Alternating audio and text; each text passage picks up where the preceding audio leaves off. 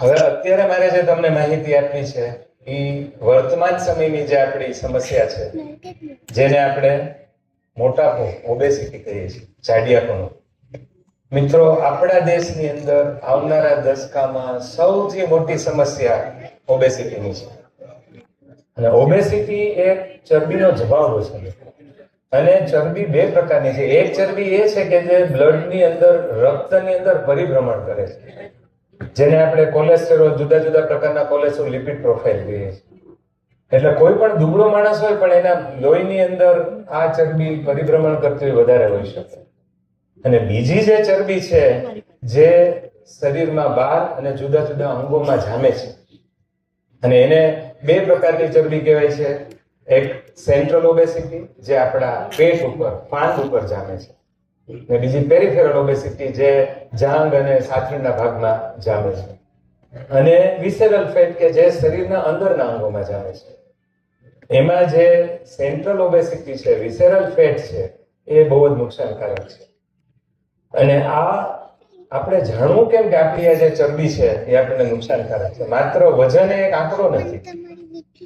એટલે વિજ્ઞાનના ધારાધોરણ મુજબ તમારું વજન કિલોગ્રામમાં માપી અને તમારી ઊંચાઈ મીટર સ્ક્વેરમાં એનો ભાગાકાર કરી નાખો. અને આ જે રેશિયો છે એને મેડિકલ સાયન્સે નામ આપ્યું છે BMI, બોડી માસ ઇન્ડેક્સ.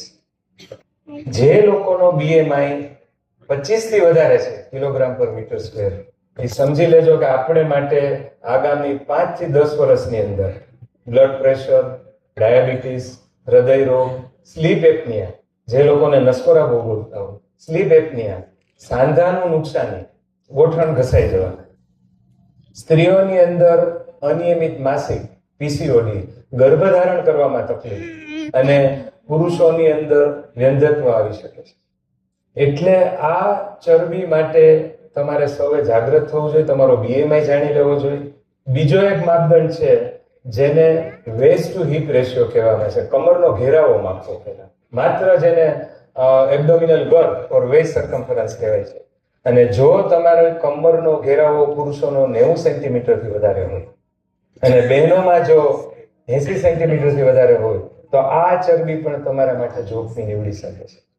અને સૌથી સારી વાત એ છે મિત્રો કે હવે આપણા વિજ્ઞાનની પ્રગતિથી ઇન્જેક્શનો, દવાઓ અને ઓપરેશન ઉપલબ્ધ છે. પણ સૌથી અગત્યની વસ્તુ છે ને એ જીવનશૈલી છે.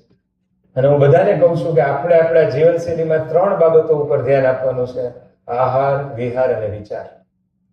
આ 3 બાબતો જો આપણા નિયંત્રણમાં હશે, આપણે નિયંત્રિત કરી શકશું, તો મોટાપો કે ઓબેસિટીથી આપણે ડરવાની જરૂર નથી.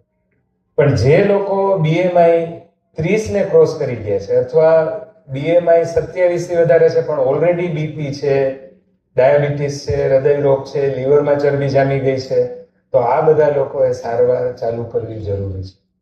એટલે આ બાબતે ચેતી જવું જરૂરી છે. આપણા સૌરાષ્ટ્રમાં અમારા દર્દીઓને ખાવાની વાતમાં પહેલી જ પૂછે કે સાહેબ સવારના ફાફડી વગર તો નહીં હાલે, એના વગર નહીં ચાલે. તો આપણે જે ચરબીયુક્ત ખોરાક છે એ ઓછો કરવાનો છે. લીલોતરી શાક છે, ફ્રૂટ છે, એ વધારે માત્રામાં લેવાનું છે. અને બીજી અગત્યની વસ્તુ છે કસરત છે, વિહાર. રોજ 30 થી 40 મિનિટ કસરત. 2 પ્રકારની છે, એરોબિક અને એનેરોબિક એક્સરસાઇઝ. રોજ 30 થી 40 minute walking, jogging, cycling, swimming, તમને જે પસંદ પડતું હોય, પણ આ કસરત કરવી બહુ જરૂરી છે. અને અઠવાડિયે 2 વાર એનેરોબિક એક્સરસાઇઝ, કે જેમાં આપણે મસલ રેઝિસ્ટન્ટ એક્સરસાઇઝ કહીએ છીએ, વેઇટ લિફ્ટિંગ છે, પુશિંગ છે, આ બધી એક્સરસાઇઝ જરૂરી છે. અને આપણા ગુજરાતીઓ માટે તો ગરબા. મને હમણાં એક પેશન્ટ બતાવાયો, એ કે સાહેબ હું રોજ સવારે અડધી કલાક ગરબા રમું છું. મેં કીધું વાહ. એટલે આપણે નવરાત્રી પૂરતી જ રાખવું એવું જરૂરી નથી. કસરત જરૂરી છે. એને ગરબા ગમતા હોય ગરબા કરો રોજ, પણ કસરત બહુ જરૂરી છે. અને ત્રીજી બાબત છે વિચાર, એટલે કે વર્તમાન જીવનશૈલીનો તણાવ. આપણે બધા જ એમાંથી પસાર થઈ રહ્યા છે. અતિશય તણાવ, કામની વ્યસ્તતા, અને સૌથી મોટો તણાવ આપણી જાણ બહાર આપણા ઘરમાં પ્રવેશી ગયો છે, અને એ છે મોબાઈલ, ટેકનો સ્પેસ. તમારામાંથી કેટલા લોકો રાત્રે 8 વાગ્યા પછી મોબાઈલ યુઝ કરો? મને હજી તોય ઘણા લોકો નથી, સંકોચ રાખે, કાંઈ વાંધો નહીં. પણ જો આ વાત સાંભળી લેજો, 8 પછી તમારા સુવાના 2 કલાક પહેલા મોબાઈલ ઇન્ટરનેટ બંધ કરી દેજો, મહેરબાની કરીને. નહીંતર અમે બધા તો ડોક્ટરો હોસ્પિટલો વધારતા જ જવાના છે. You are welcome. પણ જો એનાથી બચવું હોય, કારણ કે એનો ટેકનો સ્ટ્રેસ, કુદરતે આપણા શરીરની અંદર જે બાયોલોજીકલ ક્લોક મૂકી છે, જેવી ઘડિયાળ, રાતના ટાઈમે જે લોકો મોબાઈલનો યુઝ કરે છે ને, સોશિયલ મીડિયા ને ઇન્ટરનેટ ને કોઈ તળ્યું જ નથી મિત્રો. એટલે તમને ખબર જ નથી રહેતી 2 કલાક 3 કલાક. મારી પાસે કેટલાય દર્દીઓ, અને આ યુવાનો માટે જ છે એવું નથી હો, છોકરા એમ કે બાપાનું મોઢું 2 વાગ્યા સુધી ચમકતું હોય. એટલે આ સમસ્યા બધાને સરખી લાગુ પડે છે.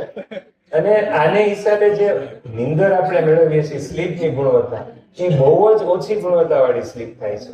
અને એને કારણે stress hormone, insulin resistance, diabetes, heart attack, આ બધી વસ્તુને આમંત્રણ મળે છે. તો આ તબક્કે મારો સંદેશો છે કે આપણા આહાર, વિહાર, વિચાર અને મિત્રો આપણા શોખને અપનાવી લો પરિવારની સાથે. આ કરાઓકે ટ્રેક છે ને, કરાઓકે સિંગિંગ, એ પરિવારને જોડવાનું કામ કરે છે. મેં મારા એટલા બધા દર્દીઓને આ સૂચના આપેલી છે, બ્લડ પ્રેશર અનકન્ટ્રોલ હોય, ડાયાબિટીસ, કે તમે પરિવારમાં બધા સાથે ભેગા થઈને ગાતા જાઓ. આને માટે કંઈ આ સ્ટેજ ઉપર તો કંઈક અમારા આશીર્વાદ છે કે અમે અહીંયા સુધી પહોંચી શકીએ છીએ. બાકી શરૂઆત તો બાથરૂમથી જ કરી હતી. એટલે આનંદથી બધા ભેગા થઈ પરિવાર જોડાયેલો, કારણ કે અત્યારના સમયમાં ઘરમાં 5 સભ્ય છે તો 5યનું જીવન અંગત રીતે મોબાઈલમાં પુરાયેલું છે. પણ તમે બધા એક જણ ટ્રેક ચાલુ કરીને ગાય ને બીજા સાંભળે અને વારાફરતી વારા ગાઓ, તો જે કૌટુંબિક જે મજા છે, જે તણાવની મજા છે, આજના સમયમાં આપણે આપણા બાળકો સાથે ટાઈમ નથી આપતા. આ બધી બાબતો વર્તમાન સમયની જુદી જુદી બીમારી માટે જવાબદાર છે.